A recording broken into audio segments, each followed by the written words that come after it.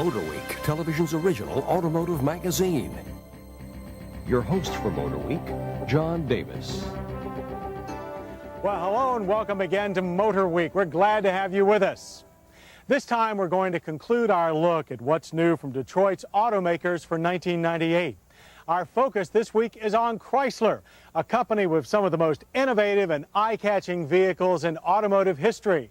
So the question is, will Chrysler rest on its laurels or continue to push the envelope in '98?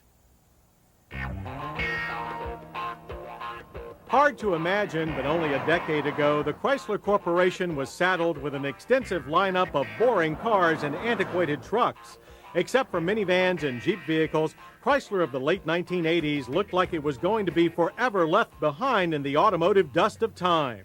Yet today, just a little more than 2 years short of the next millennium, the Chrysler Corporation is arguably the most vibrant and forward-looking of American car companies. Indeed, Chrysler's styling and niche marketing is among the most contemporary the car world has to offer. The only thing old about Chrysler is their practice of letting the best classic car designs influence the shapes of their future. No other mass production car company has a pair of limited edition sports cars anything like the V10 Dodge Viper and the retro roadster Plymouth Prowler. These cars obviously are designed to entice buyers into the showroom for their more mundane models. But there is nothing mundane about these cars, the new Chrysler Concorde and Dodge Intrepid sedans, a major revision of the LH car that started their car revival 5 years ago, and they're now more exciting than ever. Indeed, Concorde styling looks more like a Ferrari than family. The oval grille and much brighter raised eyebrow headlights are about as racy as you can get with 4 doors. While wheelbase is unchanged, the Concorde has a longer body shell than Intrepid, so Concorde is a full-size car by any standards. So is the interior. The Concorde's instrument panel now has a more 3D look with a center section for climate and stereo that seems to jump out to meet you. A larger, clearer instrument cluster remains, but the seats have been improved for support and comfort. A 3-across bench is available. The back seat of the Concorde grows almost 3 inches in legroom, while the generous Intrepid is slightly roomier than before. The Concorde provides a ski-style pass-through to a big trunk, while the Intrepid has split folding seatbacks. Powertrains are all new, with both engines sharing all-aluminum construction. Standard in Intrepid and Concorde LX is a fresh 2.7-liter dual-overhead cam 24-valve V6 with 200 horsepower and 190 pound-feet of torque. Intrepid ES and Concorde LXI sport a single overhead cam 3.2-liter with 225 horsepower and 225 pound-feet of torque. While a rework of last year's cast iron 3.5-liter, it really is almost an all-new engine with heightened performance to match. 0 to 60 in 8 seconds. Road manners are also improved with a stiffer body and new suspension calibrations, which also pay off in much quieter cars, a constant complaint of the original LH models. 2 more variants, a new luxury LHS and shorter European-bound Chrysler 300M, are due next year. If you are among the few wondering what happened to the Eagle Vision LH car, it's gone. The only Eagle left is the Mitsubishi-made Talon Sport Coupe. The Eagle brand itself will be phased out for good after this year. Now for the truck story. Here is the long-awaited Durango, the first Dodge SUV since the demise of the Ram Charger. But like Ram Charger, this is a rugged body-on-frame model with rear leaf springs. Only in this case, it's based on the middleweight Dakota pickup. That's pretty obvious from the shared front end with its raised Kenworth cowl and sporty lower chin.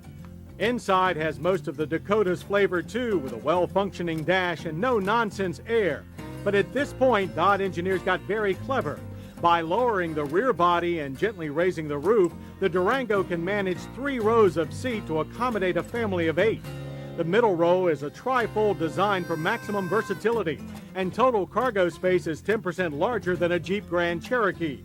Power mirrors the Dakota too, with a 175 horsepower 3.9-liter V6.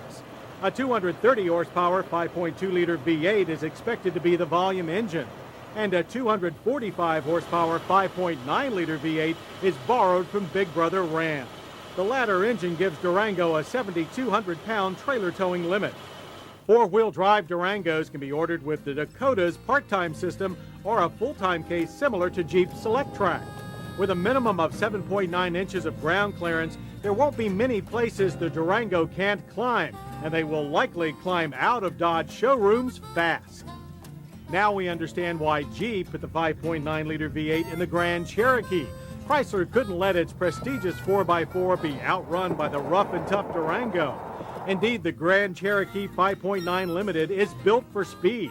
With a 0 to 60 of 7.3 seconds, it's the fastest SUV we've tested. Good, since it actually has a smaller towing capacity than Grand Cherokees with the 5.2-liter V8.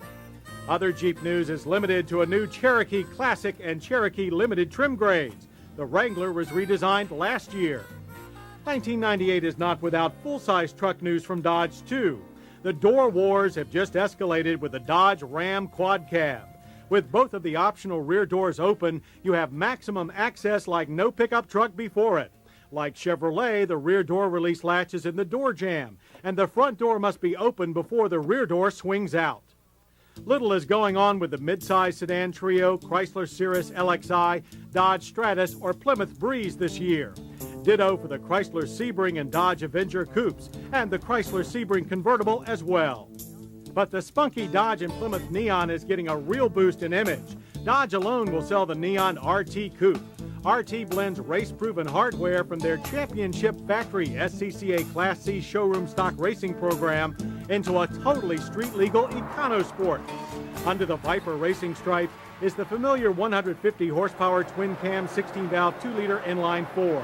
Here, the engine computer gives a bit more performance latitude.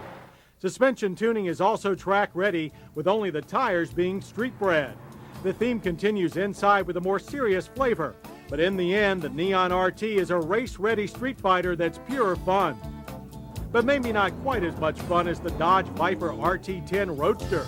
After being eclipsed by the coupe last year, the Roadster now adds the hardtop's 450-horsepower V10 and most other improvements, including beefier structure and real roll-up windows.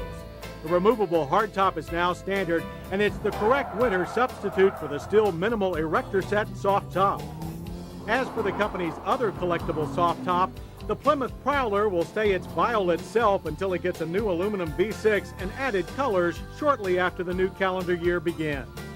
Finally, if it ain't broke, don't fix it. That's pretty much the story for the Plymouth Voyager and Dodge Caravan minivans. The benchmarks of minivans get a few tweaks, like an uprated 180-horsepower 3.8-liter V6 and depowered airbags.